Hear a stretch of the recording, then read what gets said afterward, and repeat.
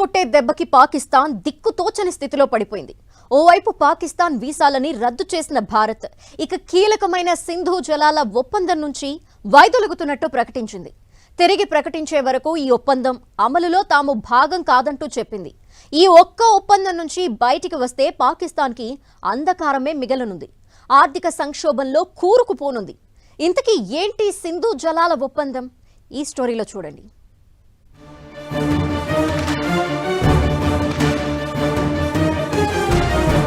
సింధు నదీ జలాల ఒప్పందం రద్దుతో పాక్కి చుక్క కూడా కరువే. కరాచీ, లాహోర్ సిటీలకు ఇక అంధకారమే. 1960లో భారత్ పాకిస్తాన్ మధ్య ప్రపంచ బ్యాంక్ మధ్యవర్తిత్వంతో కుదిరిన ఒప్పందం ఇండస్ వాటర్స్ ట్రిటీ, అంటే సింధు జలాల ఒప్పందం. దీని ప్రకారం భారత్ పాకిస్తాన్ 6 నదుల నీటిని వినియోగించుకోవడానికి వీలు కుదిరింది.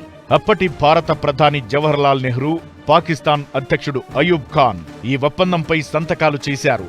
దేశ విభజన తరువాత తలెత్తిన నదీ జలాల సమస్యకి ఇది పరిష్కారంగా ఉండగా మధ్యలో ఈ ఒప్పందం నుంచి బయటకు రావాలని డిమాండ్లు వచ్చినా అది కార్యరూపం దాల్చలేదు.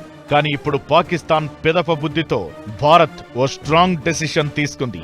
అన్నింటికంటే గుర్తుపెట్టుకోవాల్సిన విషయం, ఈ నదులన్నీ భారత భూభాగంలో పుట్టి పాకిస్తాన్ వైపుకు పారేవి.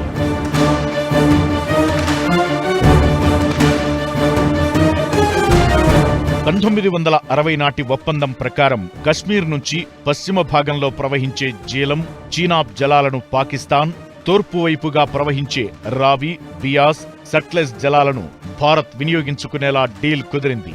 ఈ నదీ జలాలను ఎక్కడా నిల్వ చేసుకోవడానికి ఈ ఒప్పందం ప్రకారం కుదరదు. వీలైనంత వరకు వ్యవసాయం, తాగునీటి అవసరాలు, జల విద్యుత్ శక్తి కోసమే వాడాలి. ఇవి ఈ డీల్ తాలూకు ముఖ్యమైన షరతులు, అంశాలు కాగా ఈ మొత్తం సింధు నదీ జలాల వినియోగంలో లాభపడుతోంది ఎక్కువగా పాకిస్తానే. సింధు జలాలలో 80% జలాలను వాడుకుంటోంది. ఇక్కడి నుంచి వచ్చే నీటిపైనే పాకిస్తాన్లో 91% వ్యవసాయం ఆధారపడి ఉంది. అంతేకాదు, లాహోర్, కరాచీ, ముల్తాన్ నగరాలకు వాడే హైడ్రో ఎలక్ట్రిక్ పవర్ కూడా ఈ నదులపైన ఉన్న ప్రాజెక్టుల నుంచే వస్తోంది.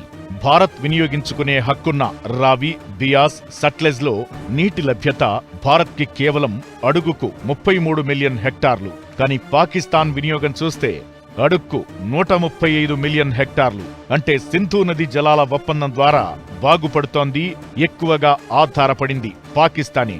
మరి ఎందుకే ఇప్పుడు భారతదేశం ఈ జలాల ఒప్పందాన్ని నిలిపేసింది? దీని అర్థం ఏమిటంటే, ఇకపై ఈ నదుల నుంచి ఎంతైనా నీటిని భారత్ వాడుకోవచ్చు. అలానే స్టోరేజ్ హౌస్లు కూడా కట్టుకోవచ్చు. దానికి పాకిస్తాన్ అభ్యంతరం మాత్రమే పెట్టగలదు గాని ఏమీ చేయలేదు.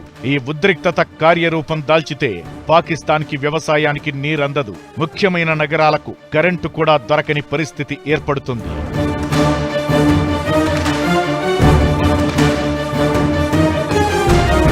పాకిస్తాన్ టెర్రరిజాన్ని ప్రోత్సహించి మన దేశంపై దాడికి దిగితే భారత్ మాత్రం ఇలా వ్యూహాత్మకంగా ఆ దేశం ఆయువు పట్టుపై దెబ్బ కొట్టింది.